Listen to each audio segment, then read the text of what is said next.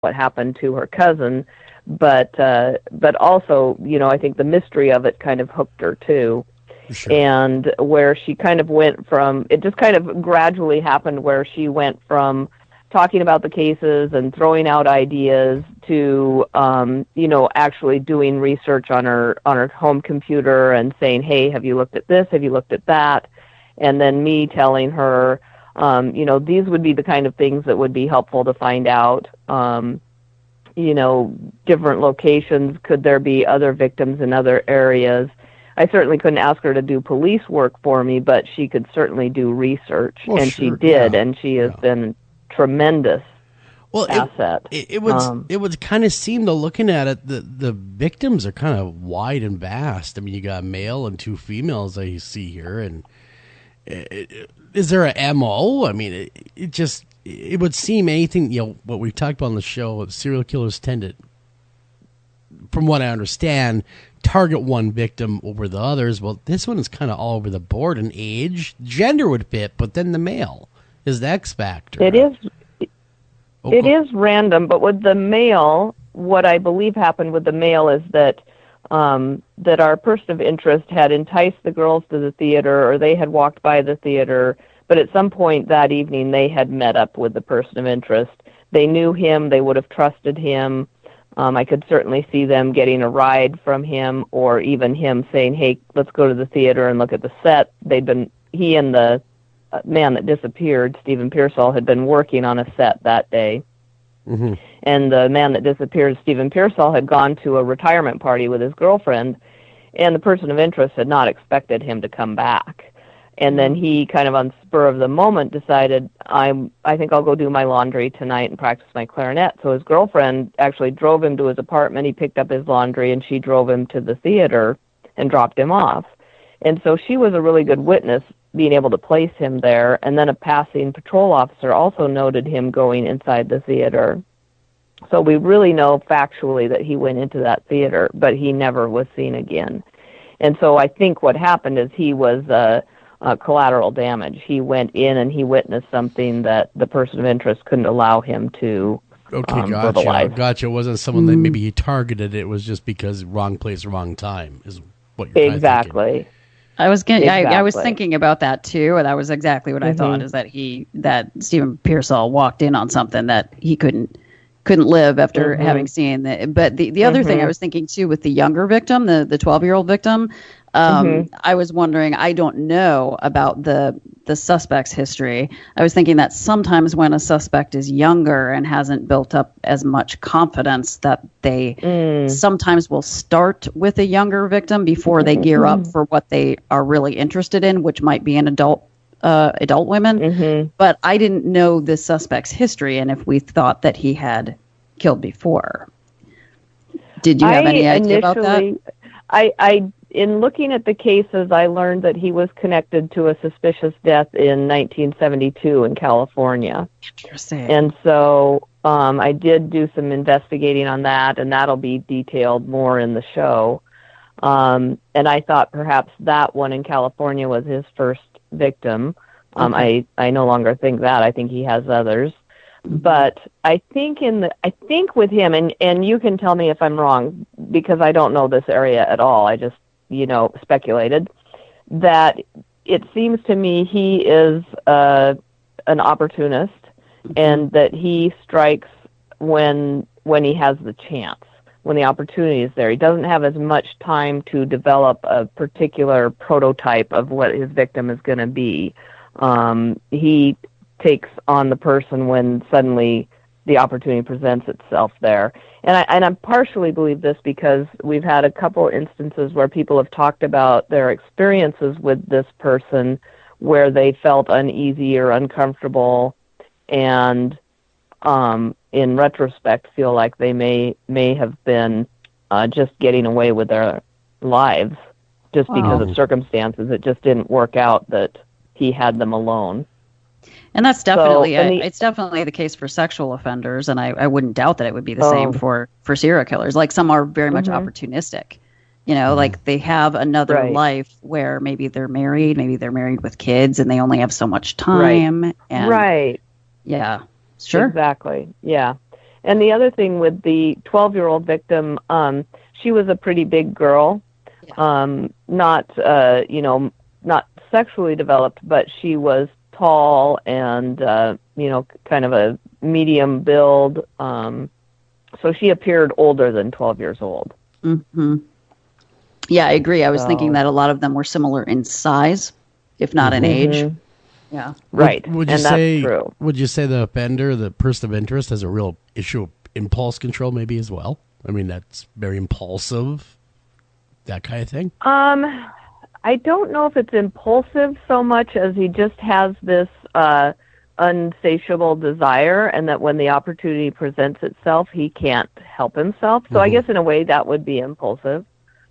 You know what I was going to ask? This is a strange question, I suppose, and it's somewhat specific. So if you guys are curious, do go to thecriminalcode.com and sort of read the write-up. But the second victim, Kristen David, people had seen her talking to somebody in a van. Was the person in a van, or was he standing outside the van? And there's a reason I'm asking that. So do you know? Okay. If he was inside the van? I don't know for sure. I don't know for sure. There, of course, when cases are this old, there's a lot of rumor and there's a lot of, misinformation. And the other thing I discovered in looking at that case, I've looked through the files on the Kristen David case quite extensively now.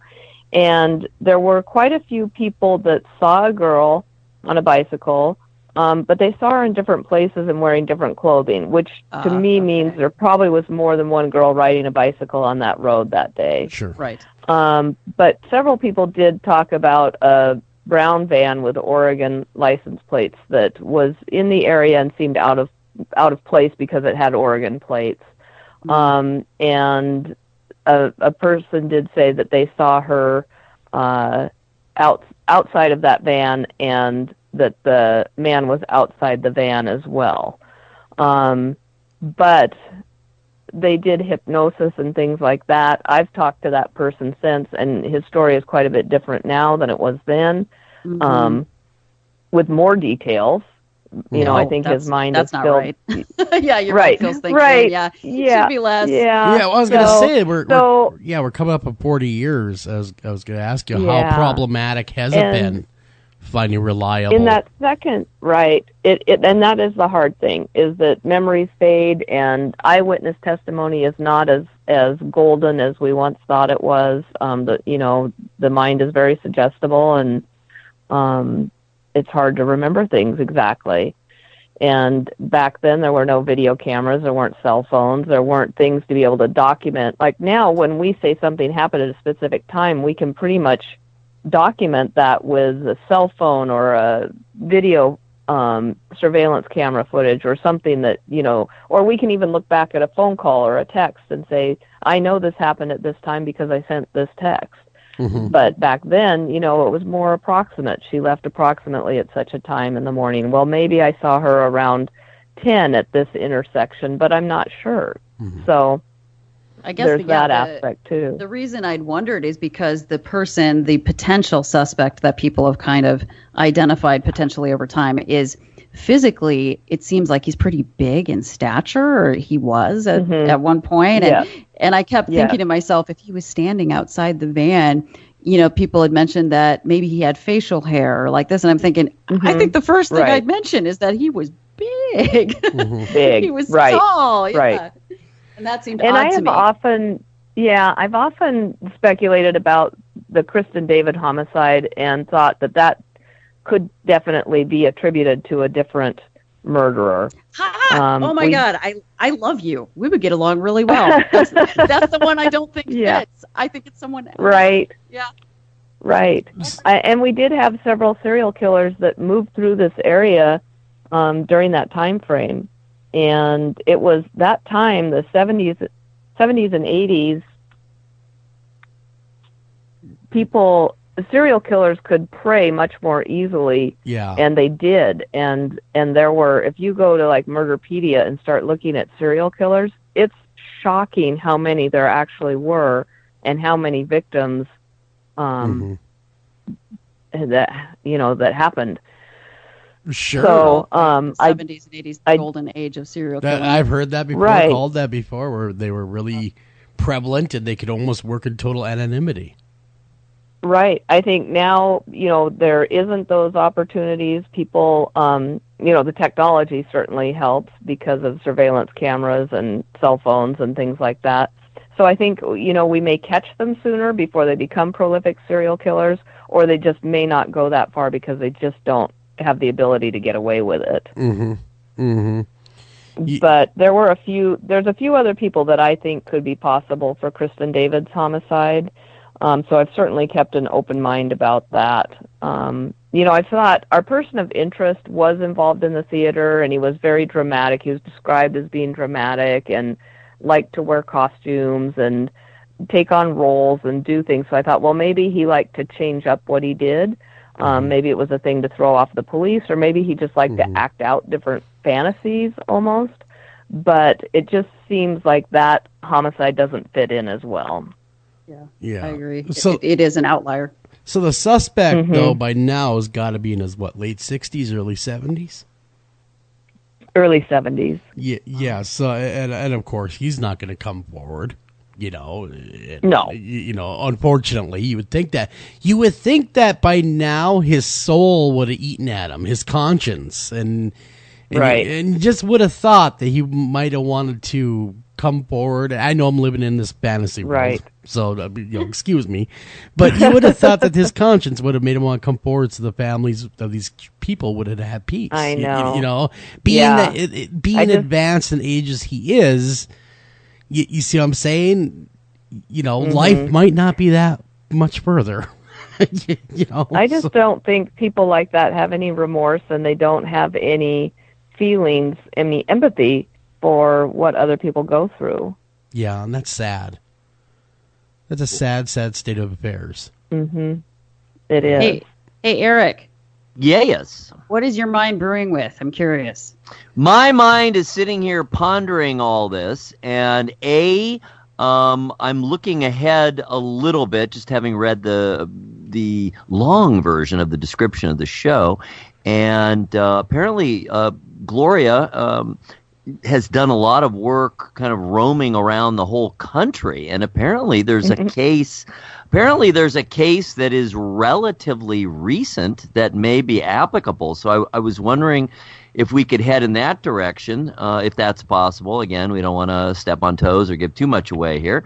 But the other thing I was thinking about is, some of the things that Jackie's saying are things that we hear Clarissa say all the time. It's exactly a person who does not have empathy. It is a person devoid of empathy. And they can be very intelligent, they can be very manipulative, they can even be very charming, but deep, they got a hole in their soul. And that's basically what's going on here. It sounds like, certainly. And I'm wondering, we've probably talked about this before, Clarissa, and love to hear Jackie's input too. Do we have any thoughts on kind of what percentage of the population, is prone to these things? I guess we're talking about psychopaths, right? Yeah, psychopaths comprise only about 1% of the overall population, and they're a very small percentage of the overall population, very small percentage of the population in prison, and like I've gone over before, not all psychopaths are violent. Like they don't have empathy, but there are a lot of psychopaths that, like I was saying, are like maybe day traders on Wall Street, surgeons. or ER surgeons. People that have to make adrenaline-soaked decisions that affect people's lives dramatically, but they do it in a way that is more pro-social. So let's say that all serial killers are not violent. So then we're only looking at maybe 1/4% of the population, if that, fall into this category. So it's a pretty small percentage, but then again, just one of them can do a lot of damage. That is so true. In a lifetime. We have to run a break, though. We've got more Jackie Nichols when we come back. Don't go anywhere. We'll be right back right after this.